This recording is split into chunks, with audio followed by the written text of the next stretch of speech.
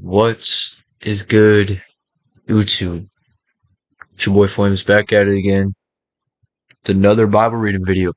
Today, man, we're about to be reading out of First Kings chapter 10. Without further ado, man, let's get right to it. John slaughters Ahab's descendants. Now Ahab had 70 sons in Samaria. So Jehu wrote letters and sent them to Samaria, to the rulers of the city, to the elders, and to the guardians of the sons of Ahab, saying, Now then, as soon as this letter comes to you, seeing your master's sons are with you, and there are with you chariots and horses, 4 to 5 cities also, and weapons. Select the best and fittest of your master's sons, and set him on his father's throne, and fight for your master's house. But they were exceedingly afraid, and said, Behold, the 2 kings could not stand before him. How then can we stand? So he who was over the palace, and he who was over the city, together with the elders and the guardians, sent to Jehu, saying, We are your servants, and we will do all that you tell us. Jehu just completely punked them. But it gets crazier from here, because I've heard this story before. Okay. Who was over the palace, behold, the 2 kings cannot stand before him, and he was over the palace, he was over the city, together with the elders and the guardians, sent to Jehu, saying, We are your servants, we will do all that you tell us. We will not make anyone king. Do whatever is good in your eyes. Then he wrote to them a second letter, saying, If you are on my side and you are ready to obey me, take the heads of your master's sons and come to me at Jezreel tomorrow at this time. Now the king's sons, 70 persons, were with the great men of the city who were bringing them up. And as soon as the letter came to them, they took the king's sons and slaughtered them, 70 persons, and put their heads in baskets and sent them to him at Jezreel. Bro, put their heads in baskets, bro. The world is so like, bro, things used to be intense, like this crazy. I mean, certain parts of the world are still like that today, but like I hope you understand what I mean. Um, okay. When the messenger came and told him, They have brought the heads of the king's sons, he said, Lay them in 2 heaps at the entrance of the tent until the morning. Then in the morning, when he went out, he understood and said to all the people, You were innocent. It was I who conspired against my master and killed him. But who struck down all these? Know then that there shall Know then that there shall fall to the earth nothing of the word of the Lord, which the Lord spoke concerning the house of Ahab, for the Lord had done what he said by his servant Elijah. So Jehu struck down all who remained of the house of Ahab in Jezreel, all his great men and his close friends and his priests, until he left him none remaining. Then he set out and went to Samaria. On the way, when he was at Beth Oked of the shepherds, Jehu met the relatives of Ahaziah the king of Judah, and he said, Who are you?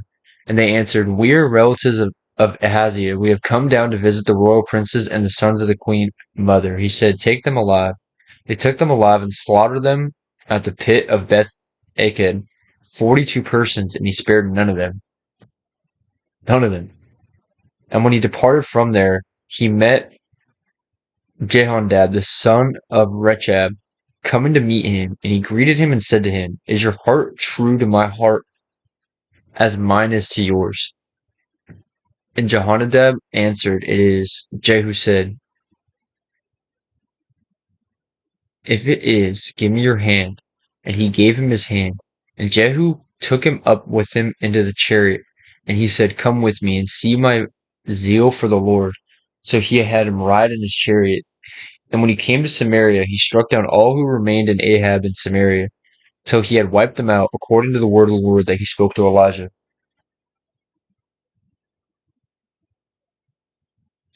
Jehu strikes down the prophets of Baal.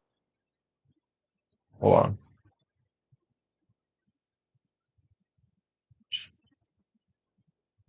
Okay, Jehu strikes down the prophets of Baal. Then Jehu assembled all the people and said to them, This is like, bro, this part right here is insane.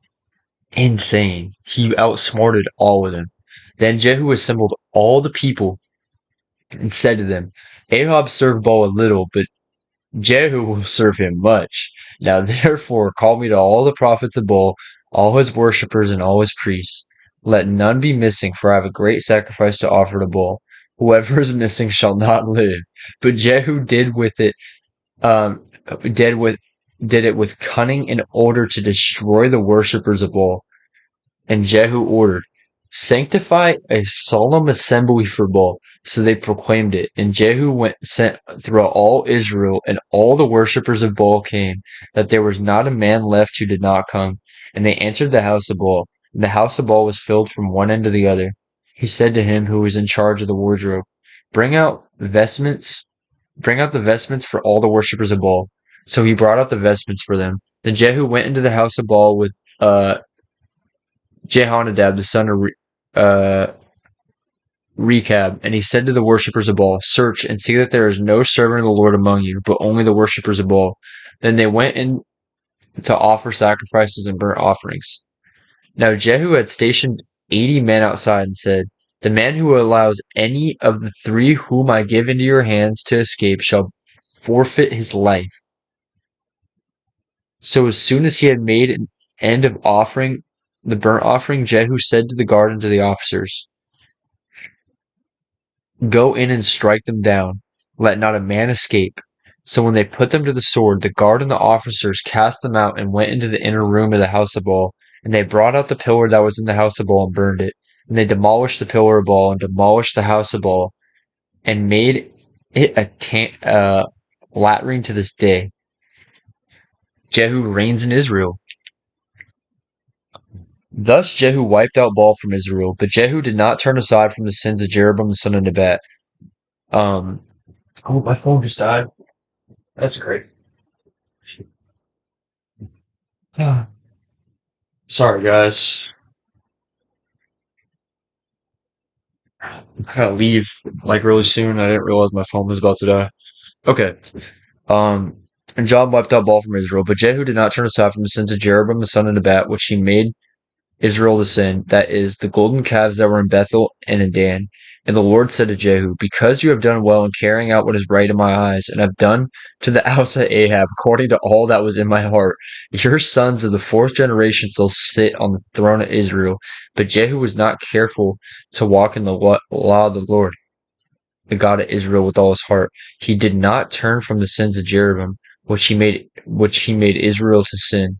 In those days, the Lord began to cut off parts of Israel. Hazael defeated them um, throughout the territory of Israel, from the Jordan eastward to all the land of Gilead, the Gadites, and the Reubenites, and the Manassites, and from Aroer, which is by the valley of the Arnon, that is Gilead and Bashan. Now the rest of the acts of Jehu and all that he did, and all his might, are they not written in the book of Chronicles of the kings of Israel? So Jehu slept with his fathers, and they buried him in Samaria.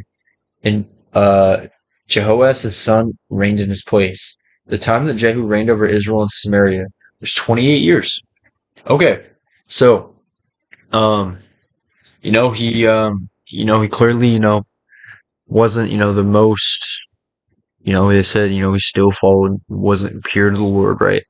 But he still completely wiped out the Jezebelites, Ahab descendants, just wiped them off of the face of the earth. Crazy work.